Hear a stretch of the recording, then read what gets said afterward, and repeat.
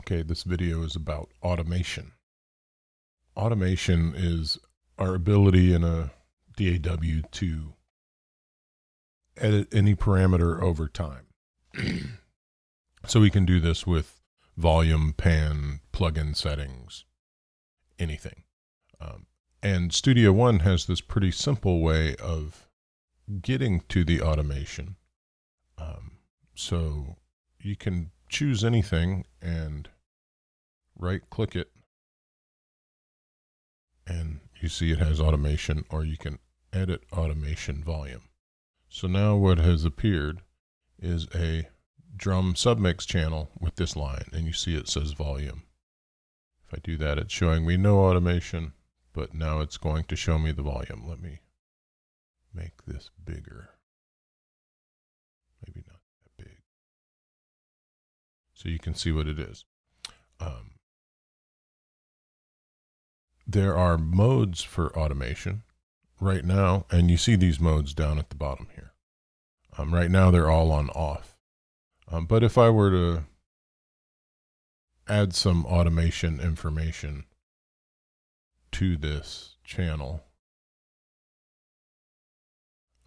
you see that it now switches to read. So read is the format, or the mode in which it will read the automation. So if we come back now and hit play right here, watch what happens to the drum submix volume. Right, so it follows, so it follows this volume automation curve.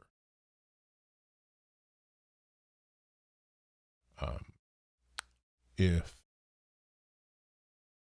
I put it in touch, well, so touch, latch, and write all have to do with adding automation information while in playback. So touch will automate anytime you're touching the controller. But then when you let go of it, it will stop automating. So let's put it here and hit play. I think she's wicked, but she knows. See, so while I touched it, it added this automation level. But when I let go, it went back to where it was before. So what latch does is latch will not write automation until you touch the controller, but then once you do, it will continue to write forever.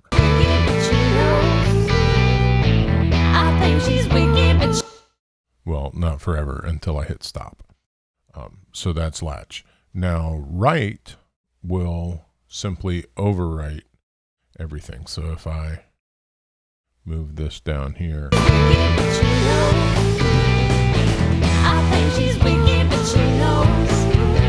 the very beginning, and goes until I hit stop.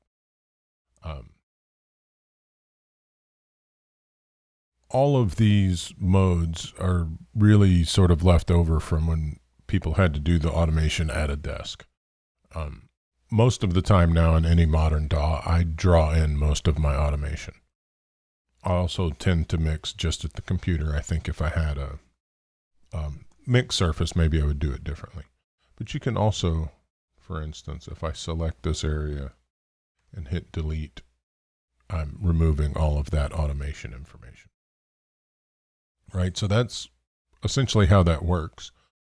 As another example, let's come to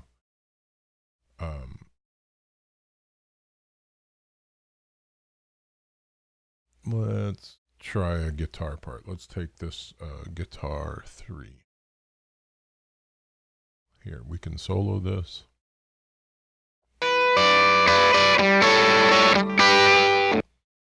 So if I come over here now and right click on the pan for that, and I want to edit the pan, I can simply make some breakpoint dots here and drag them left and right and left. And if we come back to the beginning and hit play, you will hear.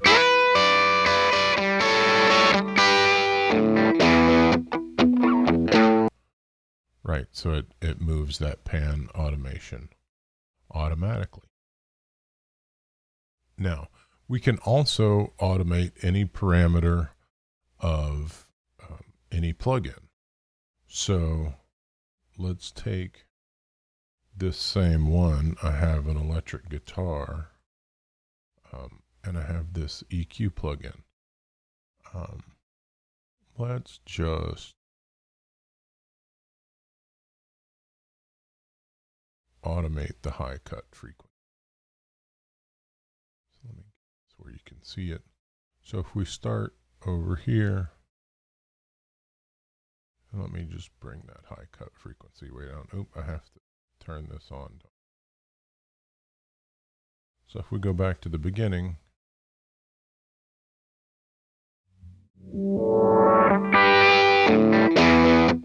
right, so you see how that changes over time with this, or we can start at someplace that's a little less silly sound.